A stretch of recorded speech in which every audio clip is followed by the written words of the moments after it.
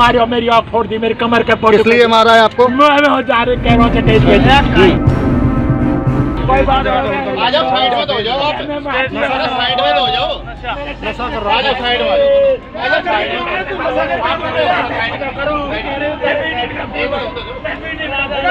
किसने मारा है आपको? ये रे भैया, ये रे सब, ये रे। कौन है ये पुलिस वाले हैं।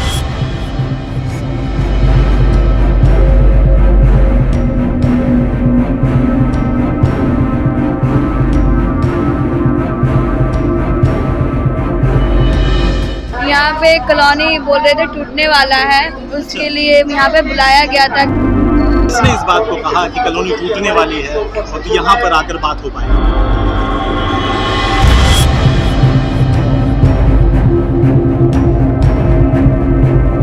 खट्टर जी को जानती हैं? हाँ जानते हैं। कौन है? कृष्णपाल खट्टर है। इसलिए आई है यहाँ पर? ये नाली गली के लिए।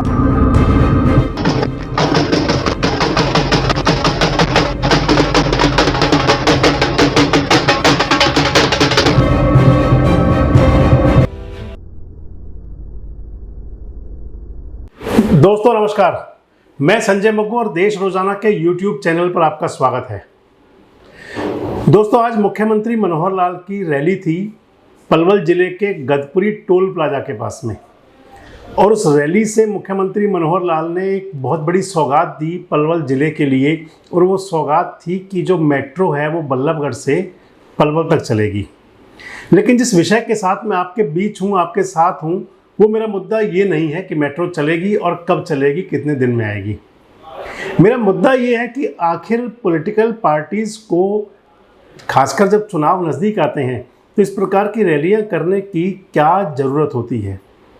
और दूसरी बात यह है कि इन रैलियों के जो मुद्दे होते हैं, जो इन रैलियों के अंदर जो वायदे किए जाते हैं, उनको आखिर तैयार कौन करता है। और तीसरी बात यह है कि इन रैलियों में जो लोग आते हैं, वो लोग अपनी मर्जी से आते हैं या उन्हें किसी लालच लोभन प्रलोभन से लाया जाता है, और या फिर वो किसी डर से आते हैं।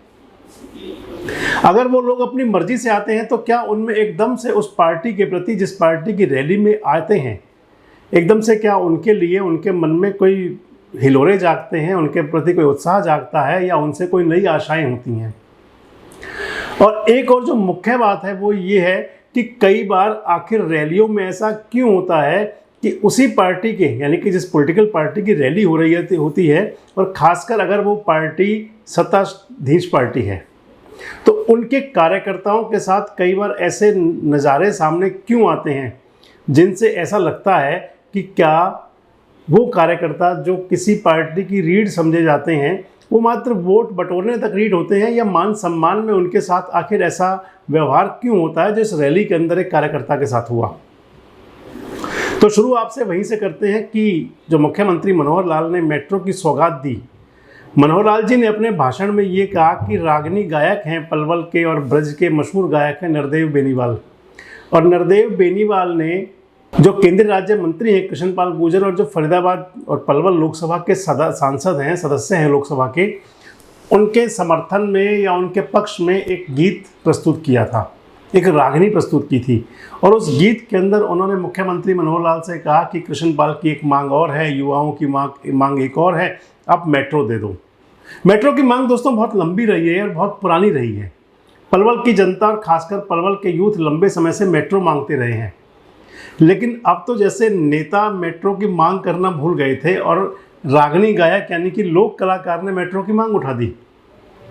अब वो नेता मांग करना क्यों भूल गए थे, उसके पीछे भी कई कारण हो सकते हैं। आपको ध्यान दिला दें कि लगभग 2.5 साल पहले गुड़गांव से और फरीदाबाद की मेट्रो कनेक्टिविटी की घोषणा हुई थी, और उस मेट्रो कनेक्टिविटी की घोषणा को अभी 2.5 साल बाद कोई पंख नहीं लगे हैं, वहाँ कुछ भी नहीं हुआ। अगर कहें तो धरातल पर कुछ नहीं हुआ। तो शायद नेताओं को, जो पॉलिटिकल पार्टी, सत्ताधारी पार्टी है, उसके नेताओं को ऐसा लगता हो कि क्योंकि पुरानी मांग पूरी नहीं हुई, पुराना घोषणा पूरी नहीं हुई, तो नई ना करें। लेकिन क्योंकि चुनावी सीजन नज़दीक है, तो चुनावी सीजन में इस प्रकार के बीज डाले जाते हैं या कई इस प्रकार की खेती की जाती है जो चुनाव के अंदर वोट बटोरने वाली हो सके। अब ये मुख्यमंत्री जी का वोट बटोरने वाला घोषणा थी, या मुख्यमंत्री जी के मन में एकदम से पलवल के लिए आ गया कि रागनी गायक मेट्रो मांग रहा है तो मेट्रो दे दी जाए। खैर, सबसे अच्छी बात तो यह कि पलवल को मेट्रो मिलने की घोषणा तो हो गई, और जब घोषणा हुई है तो पूरी भी होगी, ये भी तय है, चाहे उसमें समय कितना लग जाए, क्योंकि मुख्यमंत्री जी ने भी उसके अंदर कोई समय की बाध्यता नहीं रखी, इतने समय में पूरी हो जाएगी। ये जरूर है कि पलवल के लिए मेट्रो की घोषणा हो गई और पलवल को मेट्रो मिल जाएगी। दोस्तों, मैं दूसरी बात आपसे कर रहा था कि रैलियों की आखिर जरूरत क्यों आन पड़ती है, तो ये पहले बात से स्पष्ट है कि जब चुनाव आते हैं तो नेताओं को ये जरूरत पड़ती है कि जनता से जुड़ने के लिए कोई माध्यम ढूंढा जाए, और वो माध्यम एक रैली होता है। मैं आपसे तीसरी बात ये कह रहा था कि रैलियों के अंदर जो भीड़ आती है वो कहाँ से आती है, क्यों आती है, कैसे आती है, क्या उसका प्रायोजन होता है, यानी कि किसी डर से आती है, किसी स्वार्थ से आती है, या कोई लालच होता है। तो आप एक वीडियो देख सकते हैं, एक बच्ची से हमारे संवाददाता ने जब बात की तो एक छोटी बच्ची है, लगभग 10 से 12 साल की बच्ची रही होगी, जो उस रैली के अंदर मौजूद है, जिसे बड़े अच्छे से ये भी नहीं पता कि प्रदेश का मुखिया कौन है और किसकी रैली में वो आए हैं, लेकिन वो ये जरूर कह रही है कि फलां नेताजी ने कहा था कि अगर रैली में नहीं जाओगे तो तुम्हारी कॉलोनी टूट जाएगी, मकान टूट जाएंगे। आज तक कहाँ से आई हैं आप? मैं हरफली से। कहाँ से? हरफली। हरफली ये कहाँ पड़ता है? फरीदाबाद में है? हाँ। अच्छा, फरीदाबाद से हैं। किस लिए आई हैं यहाँ पे कॉलोनी बोल रहे थे टूटने वाला है, उसके लिए यहाँ पे बुलाया गया था कि सब चीज़ बताना है अपने बारे में, क्योंकि हमारे बगल में जो बाउंड्री वाल थे बहुत से टूट गए हैं, और किसने अफवाह भी फैला दिया है कि घर भी टूट जाएंगे, इसलिए बोला गया था यहाँ पे आने के लिए। मनोहर खट्टर आने वाले हैं। बेटा किसके साथ आए हैं? मैं अपनी मम्मा के साथ आई हूँ। मम्मी कहाँ है? मम्मा वहाँ है। अच्छा, वहाँ बैठे हैं। तो वो कॉलोनी क्या आपकी टूटने वाली है? हाँ। तो किसने इस बात को कहा कि कॉलोनी टूटने वाली है और तो यहाँ पर आकर बात हो पाएगी? कौन, उनका नाम पता है आपको? एक झाजी साहब है, तो उन्होंने कहा था, उन्होंने सबको डरा दिया कि ये हम कॉलोनी भी तोड़वा देंगे, घर भी तोड़वा देंगे, बाउंड्री भी तोड़वा रहे हैं अभी हम।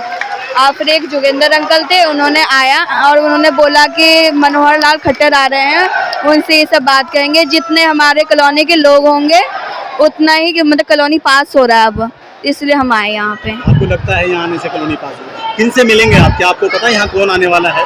हाँ, कृष्णपाल गुर्जर भी आएंगे, मनोहर लाल खट्टर भी आएंगे, कौन है मनोहर लाल खट्टर? अब है जो भी है। अब कृष्णपाल गुर्जर कौन है? मंत्री हैं कोई के। मंत्री हैं। तो लगता है कि कहीं ना कहीं यहाँ आने से मकान बच जाएंगे। अब मुझे तो विश्वास नहीं है कि अब मम्मा आई है तो मम्मा के साथ आना भी है। आपकी बहन है। घरौंदा बहुत ज़रूरी है, और अगर एक बच्चे के मन में ये अविश्वास हो जाएगा कि उसका मकान तब बचेगा जब वो रैली में जाएगा, तो ये कम से कम देश के लिए अच्छा तो नहीं है। अगर इस प्रकार से रैली में लोग आते होंगे, इस डर से आते होंगे कि उस रैली में अगर नहीं गए तो उनके घरौंदे नहीं बचेंगे या उनके लिए कोई बड़ी समस्या पैदा हो सकती है, तो ये हमारे देश के नेताओं के लिए सोचने का विषय है कि आखिर वो हम अपनी नई नस्ल को हम क्या सोच दे रहे हैं। क्या डर की राजनीति लंबे समय चल सकती है?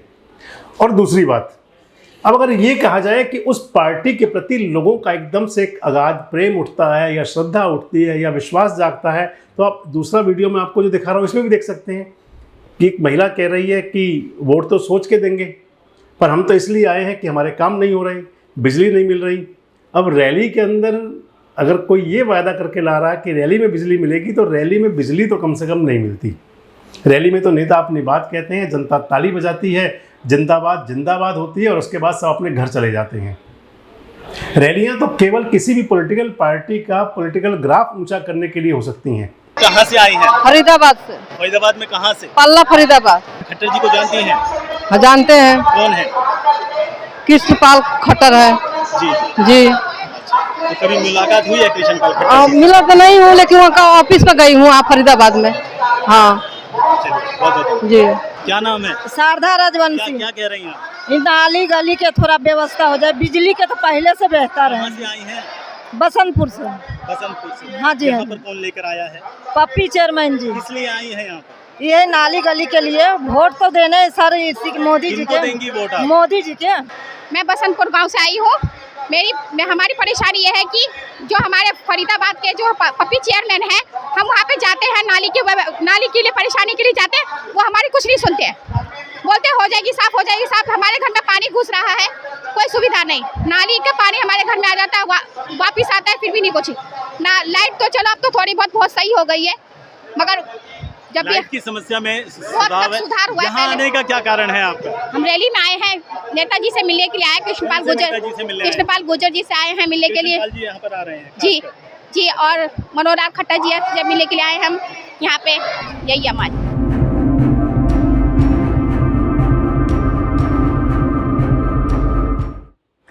हमारा जो विषय है वो ये कि आखिर आम जनता को क्या मिलता है और क्या उनकी सोच होती है कि उस रैली में किस सोच से जा रहे हैं।